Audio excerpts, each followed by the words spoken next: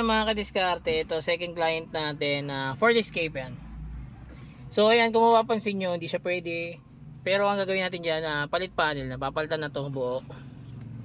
Ayan. So kaya, ganito yan. Ito yung pinaka-frame natin, kasama sa papalitan yan. Ito yung papalit natin dyan mamaya.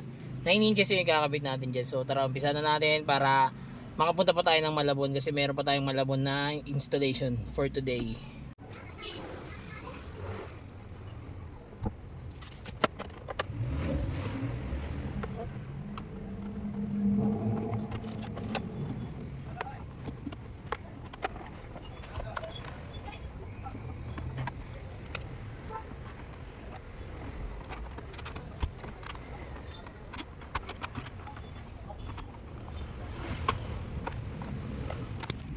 So ayan, buo yan, tatanggalin nyo.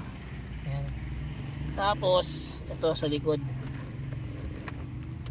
Ayan, yung mga screw, kakalasin nyo yung mga screw na yan para ma-remove nyo itong pinang ito. Okay, tara.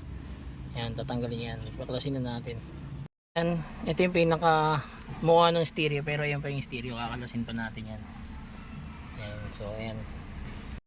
Na tanggalin natin, ito yun. So ito yung pinakamuka. Ayan. So papalitan natin yan. Tara. Ayan, tapos na tayo mag-install. Ayan, 9 inches Android dito sa Ford Escape. Siyempre, kasama pa rin sa package natin yung reverse cam.